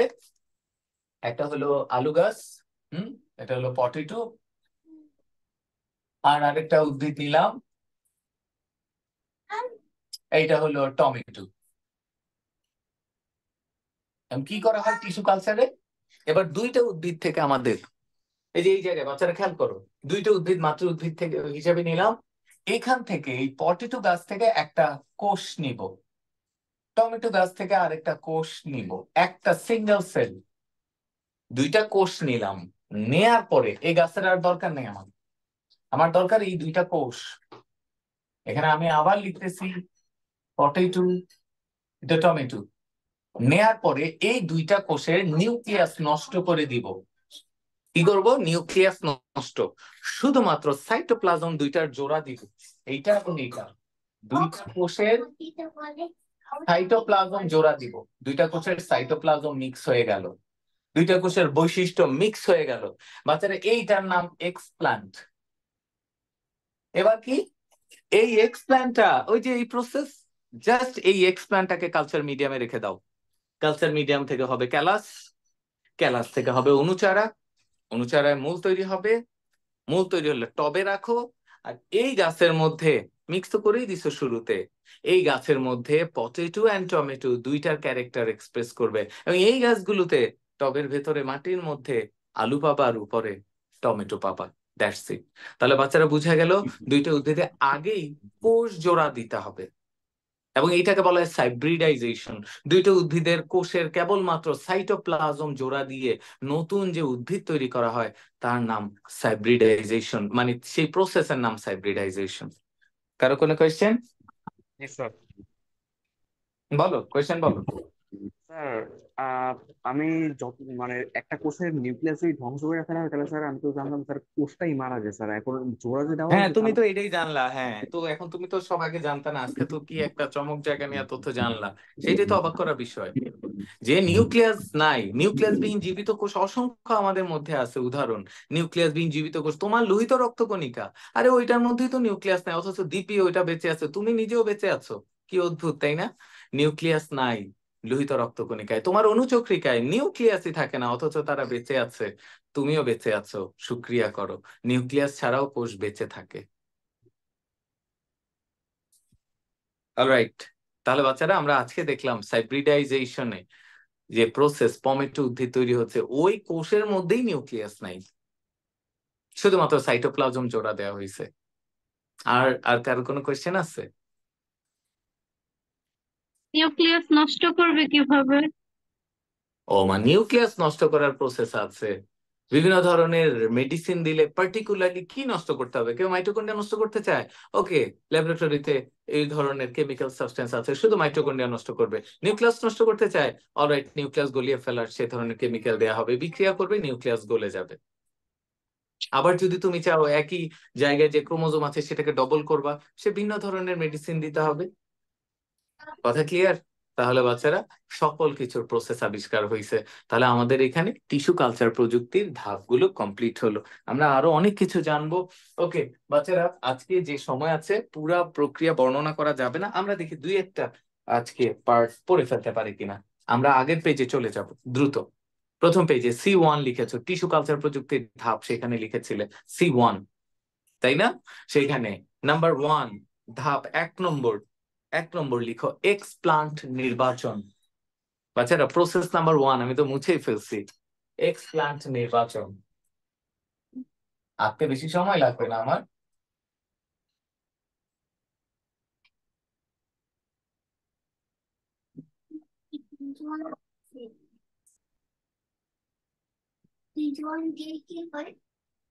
বাচ্চারা 1 নম্বর প্রসেস বা 1 নম্বর বর্ণনা কি লিখছো? এক্সপ্লান্ট নির্বাচন। এইটার মধ্যে তুমি যে বর্ণনাটা করবা লিখবা টিস্যু কালচারের জন্য, টিস্যু কালচারের জন্য, টিস্যু কালচারের জন্য মাতৃ উদ্ভিদের, বুঝে বুঝে লিখো বাচ্চারা, টিস্যু কালচারের জন্য মাতৃ উদ্ভিদের, টিস্যু কালচারের জন্য মাতৃ উদ্ভিদের যে অংশ নির্বাচন করা হয়, টিস্যু কালচারের জন্য মাতৃ উদ্ভিদের যে যে অংশ নির্বাচন করা হয় তাকে এক্সপ্লান্ট বলে। সহজ হিসাব, টিস্যু কালচারের জন্য মাতৃ উদ্ভিদের যে অংশ নির্বাচন করা হয় বা বাছাই করা হয় তাকে এক্সপ্লান্ট বলে। Very very important definition. এটা আলাদা এতে তোমারে আমি পড়াবো, হয়তো 1 বা 2 নম্বরের কোয়েশ্চেনে আছে। তাহলে টিস্যু কালচারের জন্য মাতৃ উদ্ভিদের যে অংশ নির্বাচন করা হয় তাকে এক্সপ্লান্ট বলে। আচ্ছা, লিখবে দাঁড়িয়ে দিয়ে মাতৃ উদ্ভিদের যে কোনো অংশ এক্সপ্লান্ট হিসেবে ব্যবহার করা যায়। লিখবে মাতৃ উদ্ভিদের যে কোনো অংশ, মাতৃ উদ্ভিদের যে কোনো অংশ এক্সপ্লান্ট হিসেবে ব্যবহার করা যায়। লিখবে মাতৃ উদ্ভিদের যে কোনো অংশ, মাতৃ উদ্ভিদের যে কোনো অংশ এক্সপ্লান্ট হিসেবে ব্যবহার করা যায়। কারো কি মনে আছে কোন অংশটা সবচেয়ে অধিক ব্যবহৃত হয়? ব্রহ্মপুর। স্যার শীর্ষ। শীর্ষ মুকুল এবং পার্শ্ব মুকুল, দুইটা মুকুল। হ্যাঁ, শীর্ষ মুকুল তো বুঝতেই পারতেছি আমরা এইটা, আর পার্শ্ব মুকুল হয়েছে এই সকল জায়গায় যেটা তৈরি হয়। তাহলে তোমরা লিখবা, দাঁড়িয়ে দিয়ে লিখবা সাধারণত সাধারণত কাণ্ডের শীর্ষ মুকুল বা পার্শ্ব মুকুল অধিক ব্যবহৃত হয়। তাহলে বাচ্চা এটা এমসিকিউর জন্য, সাধারণত কাণ্ডের শীর্ষ মুকুল বা পার্শ্ব মুকুল অধিক ব্যবহৃত হয়, অধিক ব্যবহৃত হয়। আমরা আজকে 2টা পয়েন্ট বর্ণনা করব। সেকেন্ড পয়েন্ট লাস্ট, মানে আজকের জন্য সেকেন্ড পয়েন্ট। সেকেন্ড পয়েন্টের নাম বাচ্চারা আমরা কালচার মিডিয়াম তৈরি করব। কালচার মিডিয়াম তৈরি। এই যে বাচ্চারা কালচার মিডিয়াম তৈরি করলাম, এবং কালচার মিডিয়াম এখানে কি কি দিয়ে কার জন্য তৈরি মাইক করলাম অন, বুঝিনি, বলো। কে জন্য মাইক অন করে স্যার কথা বলতেছে, আপনার কথা বোঝা যায়। এই যে মাইক এখানে কার অন আছে? আচ্ছা আমি দেখি তো। সিনথিয়া নাইম, এই যে তোমার মাইক্রোফোনটা অফ করে দাও যখন।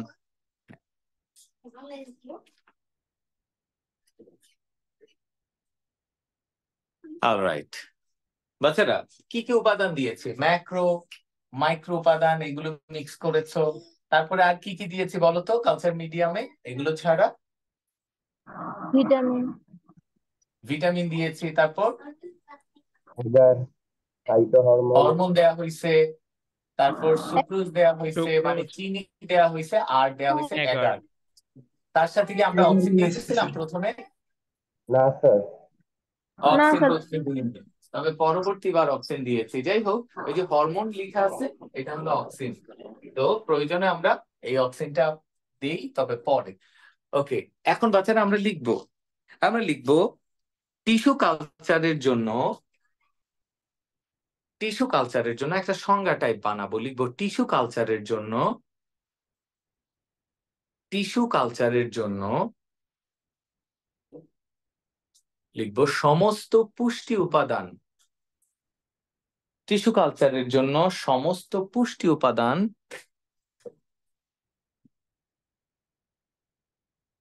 টিস্যু কালচারের জন্য সমস্ত পুষ্টি উপাদান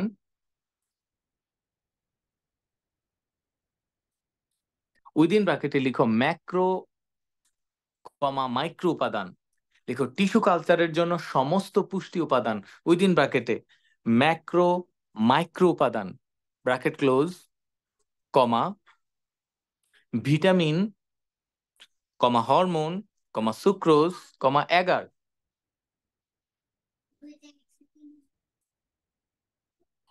বাচ্চারা লিখেছো টিস্যু কালচারের জন্য সমস্ত পুষ্টি উপাদান উইদিন ব্র্যাকেটে ম্যাক্রো মাইক্রো উপাদান, ব্র্যাকেট ক্লোজ, কমা ভিটামিন, হরমোন, সুক্রোজ, এগার ব্যবহার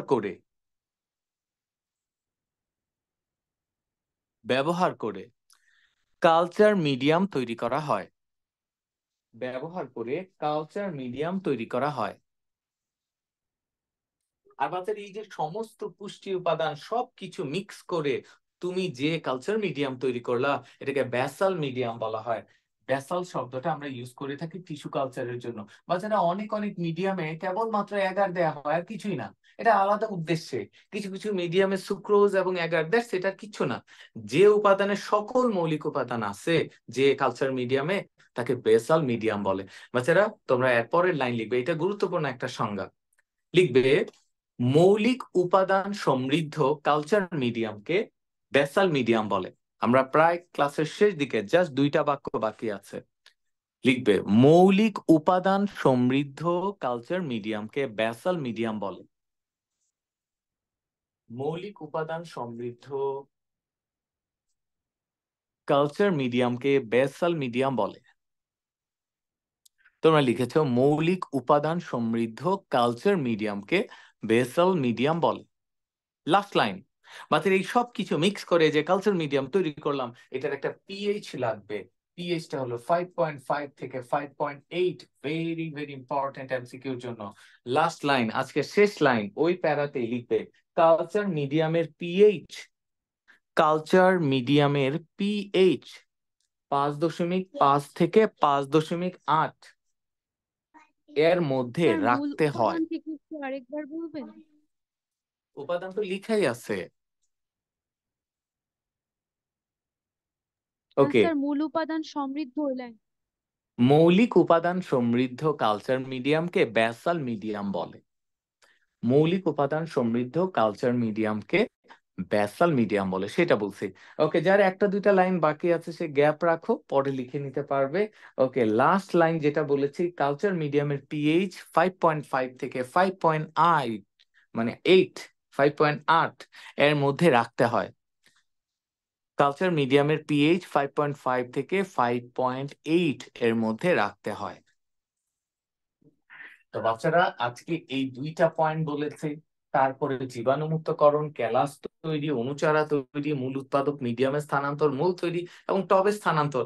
এরপরের ব্যাপারটা খুবই সহজ, তবে লিখতে একটু টাইম লাগবে। আর এইটা দেখো 2টা ক্লাস মিলিয়ে আমাকে পড়াইতে হবে। এরপরের ক্লাসে বর্ণনা, তবে শেষ হয়ে যাবে, আর বেশিক্ষণ নাই। তো এত বড় প্রশ্নের একটা উত্তর ভেরি ভেরি ইম্পর্টেন্ট। তবে মনে রাখবে এক্সামে শুধুমাত্র চিত্র আসছে, বর্ণনাটা চায় না। কিন্তু বর্ণনা না শিখলে তো অনেক গুরুত্বপূর্ণ তথ্য মিস হয়ে যাবে। আজকের ক্লাসের প্রায় শেষ দিকে আছে। কারা কারা ক্লাস করেছে একটু দেখে নিই। অঙ্কন হাসান, আহনা পারভেজ, অহনা, অনন্যা, আনিকা, অনন্য, আজমাইন, বিশ্বাস, দীপ্ত, দিয়া। আবার আজকে গ্যালাক্সি নাম ছাড়া ইসমত, মাহমুদা, জান্নাত, যারা, নূর, জয়া, কাশফিয়া, মেহেদি হাসান, মনিজা, মৃতেক হোসেন, মুন, মুয়াজ, মেহেদি হাসান, নাবিহা, নাবিল, নাদিয়া, নাসিফা, নিধি, অনিমা, প্রেমা, রহমান, সাইফুর রহমান, সাইফ, সায়াদ, তারপরে সাইম, কাউসার আজাদ, শারিয়া, নাজিম, সামিয়া হায়দার, শামস, শাওনা, স্বর্ণা, শশী, সিয়াম, শিয়ানা, সিলমি, সিনহা, সিনথিয়া, নাইম, শ্রাবন্তী, স্বস্তিকা, তাবিব, তাহসিন, তাসনিয়া, তাশরিফুল ইসলাম, তাজরি, Taqi, zoom user, Akib. Alright ছেলেমেয়েরা, আমার মনে হয় আজকের ক্লাসটা তোমরা ঠিকঠাক ফলো করেছো। স্যার আওয়াজ শোনা যায় না আপনার, আপনার ভয়েস আসছে না। ওকে, আনা পারভেজ, শেষমেশ কি তোমার প্রবলেম সলভ হয়েছিল? আমি জানি না, আনা পারভেজ এটা লিখে রাখছিল।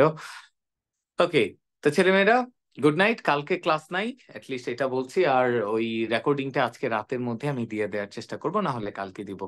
আর তোমাদের ওই কলেজ খোলার ব্যাপারে তো আমি গতদিনও বলেছি, আজকেও একই কথা বলছি। এই সপ্তাহে খোলার সম্ভাবনা তো নাই। এই সপ্তাহ মানে আপাতত ওই যে বৃহস্পতিবারের আগ পর্যন্ত তোমাদের কলেজ খোলার সম্ভাবনাটা নাই। হ্যাঁ, তারপরে হলো 5-6 তারিখের পরে যদি 5 তারিখ তো হ্যাঁ 6 তারিখ তো রবিবার মেবি, নাকি? আমি একটু স্যার শিওর স্যার না। আমাদের ফার্স্ট ইয়ারদের মানে যারা নতুন আসবে ওদের ক্লাস কবে থেকে শুরু হবে? ওদের ক্লাস 6 তারিখ থেকে। ওদের স্যার শুরু 6 হয়ে তারিখ যাওয়ার পর মঙ্গলবার। 6 তারিখ মঙ্গলবার। জি স্যার। ওকে, তাহলে আমার ডেটটা একটু কনফিউশন। আমি ডেট তোমাদের বলেছি, আগেও বললাম, যেটা লাস্ট মিটিং এ আমি যতদূর শুনেছি সেটা। এটা তো অফিসিয়াল অ্যানাউন্সমেন্ট না, হইলে তো কলেজ বলেই দিত। প্রস্তাবিত, কারণ আমরা তো জানি না আদৌ কবে খুলতে পারবে। তো আপাতত সিচুয়েশন এইরকম যদি থাকে, নর্মাল থাকে, তো 6 তারিখে হলো ফার্স্ট ইয়ার যারা, তোমাদের হয়তো বা অনেকে পরিচিত আছে, কলেজে ভর্তি হয়েছে, কবে থেকে ক্লাস হবে, ক্লাস করবে, উদুগ্রীব, হ্যাঁ পরে ক্লাস শুরু হলে আর করতে চাইবে না, এরকম আছে তো অনেকে। তো যাই হোক, তো তোমরা হ্যাঁ পজিটিভ কথাই বলবা। তো 6 তারিখে ওদের ক্লাস আর আপাতত প্ল্যান আছে। তো পরে দেখা যাক বাকিটা। আর তোমাদের পরীক্ষা 6 তারিখের আগে হচ্ছে না। হুম, আহ, মানে 6 তারিখেও হতে পারে, কিন্তু এর আগে হচ্ছে না। আর 4 তারিখে বোর্ডের পরীক্ষা মানে এইচএসসি পরীক্ষাটা যেটা আছে সেটা হতে পারে, এটা হলো কথা। এটা আমি গতদিনও বললাম, আজকেও বলে দিলাম। এরপরে যেটা স্যার হবে আমি জানবা। খবরে 11 তারিখ পর্যন্ত এইচএসসি পরীক্ষা হবে। কোথায় পেয়েছো এটা? তোমাদের স্যার এলাকার কোনো পত্রিকায়? না না স্যার, টিভিতে দেখছি। না, ওটা তো একই টিভিতে আছে। বলছে যে 11 তারিখ পর্যন্ত যে পরীক্ষাগুলো স্থগিত ছিল 11 তারিখ থেকে সেগুলো হবে, আর 4 তারিখে এক্সামটা হওয়ার সম্ভাবনা আছে, এটা বলছে। না, সেই জন্য। ইন্ডিপেন্ডেন্স আমি দেখছি স্যার পুরো বন্ধ। আমি কি জানি ও স্যার। আচ্ছা, তুমি হয়তোবা এটা কোনো জায়গা থেকে এডিটেড কোনো একটা জায়গা থেকে পেয়েছো। অলরাইট, এটা হতে পারে। এমনও হতে পারে আগামী মাসে ক্লাস নাই হইলো। তা আমি যেটা মিটিং এর কথা সেটা বলছি, আমি আর আর্গুমেন্টে যেতে চাই না। অলরাইট বাচ্চারা, আমার মেসেজ ক্লিয়ার, ভুল বোঝার কোনো কারণ নাই। স্যার সবাই ভালো পরীক্ষা থাকো, স্থগিত গুড করা নাইট। যায় না? হ্যাঁ, সেই পড়ালেখা বাদ দিয়ে দিলেই তো ভালো হয়। দূর, তোমাদের পড়াইতে ইচ্ছা করে না, তোমরাও পড়তে চাও না, আমিও পড়াইতে চাই না, সব কিছু বাদ, যেরকম আছে এরকম চলুক। তবে একটা সমাধান হোক, সুন্দর একটা পৃথিবী হোক। পড়ালেখা আর দরকার নেই, সেটাই তো চাই। পড়ালেখা আমারও করতে ইচ্ছা করে না, আমার ছাত্রছাত্রীরা করবে না, সেটাই তো স্বাভাবিক। জি স্যার। কার পড়ালেখা করতে ইচ্ছা করছে বলো? তুমি কি ভাবছো এই যে মামুন স্যার এখন তোমার পড়াইতেছি এবং আমি বলবো হ্যাঁ আমারও পড়ালেখা করতে খুব ইচ্ছা করছে? এক বিন্দু না। পড়ালেখা করতে ইচ্ছা করে কার বলো? স্যার অলরাইট, সবার। ঠিক আছে। সবাই ভালো থাকো, খোদা হাফেজ। স্যার আসসালামু আলাইকুম। আসসালামু আলাইকুম। ওয়ালাইকুম আসসালাম।